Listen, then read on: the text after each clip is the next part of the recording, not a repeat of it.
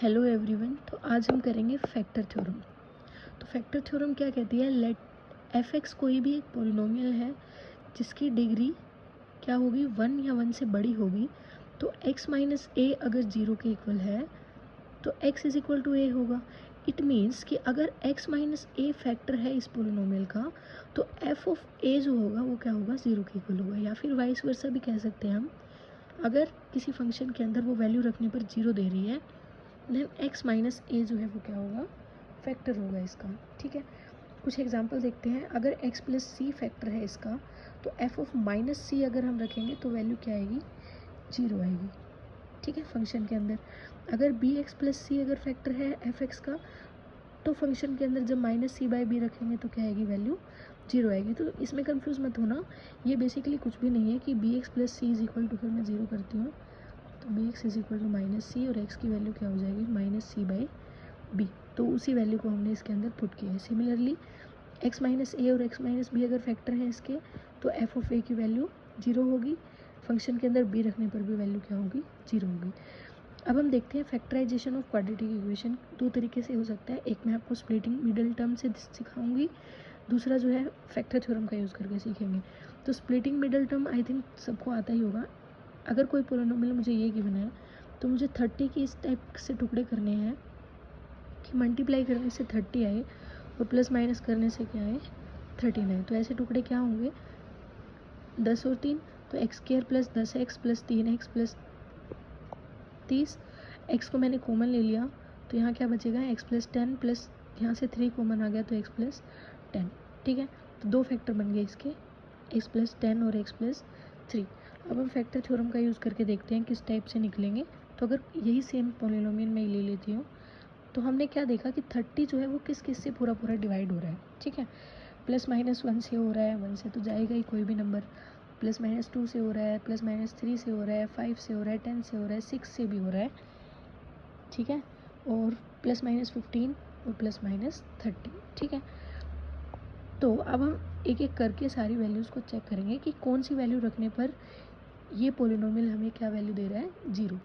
तो देखो minus plus की वैल्यू तो अगर हम इसके अंदर रखते भी हैं तो भी यहाँ पे जो फंक्शन है वो हमारा 0 नहीं होगा, इसलिए हम नेगेटिव वैल्यू पर जाएंगे। तो जब मैंने फंक्शन की वैल्यू फंक्शन के अंदर -1 रखा तो वैल्यू नॉन जीरो आई, -2 रखा तो भी वैल्यू नॉन जीरो आई।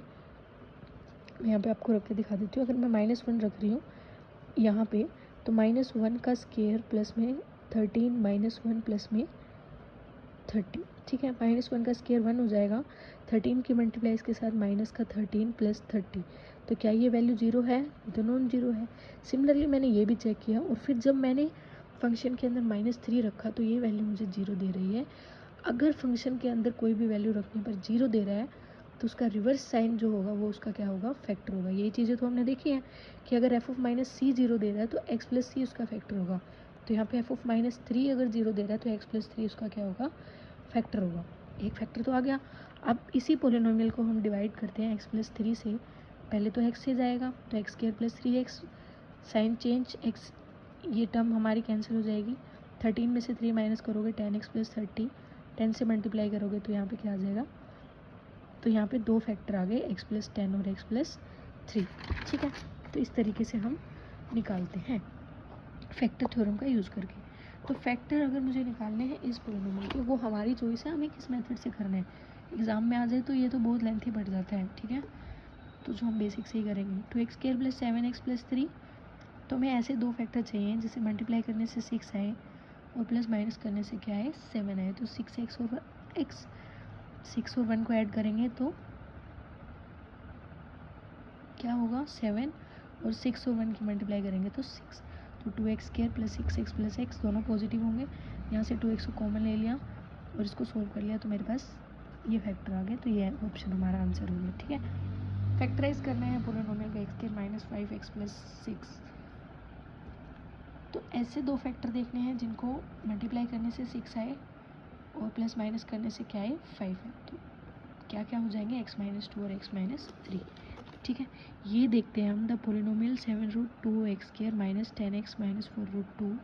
इसको हम क्या लिख सकते हैं, तो इसको बेस्ट जो मेथड होता है इस टाइप के क्वेश्चन को करने का वो होता है ऑप्शन से।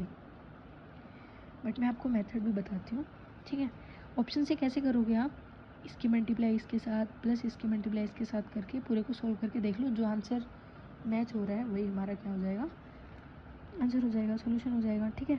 यहाँ देखो इसको हम कैसे करेंगे, देखो 7 की मल्टीप्लाई 4 के साथ करोगे तो क्या आएगा 28, ठीक है। √2 की मल्टीप्लाई √2 के साथ 2, 28 2 जा कितना हो गया 56, तो मल्टीप्लाई करने से 56 आना चाहिए और प्लस माइनस करने से क्या आना चाहिए 10। तो ऐसे दो फैक्टर क्या होंगे 14 और 4, 14 4 जा 56 और 14 में से 4 माइनस करेंगे तो 10। तो हमें ये माइनस का चाहिए तो ये माइनस का, ये प्लस का, ठीक है। इसके बाद यहाँ से 7√2x मैंने कॉमन ले लिया, तो यहाँ पे क्या बचेगा x माइनस में यहाँ पे क्या बचेगा √2, ठीक है। यहाँ से क्या कॉमन ले लिया प्लस का 4, तो यहाँ पे बच गया ये। तो इस टाइप से हम फैक्टर निकालते हैं, ठीक है। अगर फैक्टराइजेशन निकालना है क्यूबिक पोलिनोमियल का तो ax³ plus bx² plus cx plus d इस फॉर्म में होगा क्यूबिक पोलिनोमियल। तो इस टाइप के क्वेश्चन a नॉन जीरो होगा। तो देखो पूरा अगर मैं आपको बेसिक से बता भी दूँ प्रूफ तो उसका कोई फ़ायदा नहीं है, क्योंकि हम कंपटीशन की तैयारी कर रहे हैं, तो हम ऑप्शन से जाएंगे तो वो बेस्ट है, ठीक है।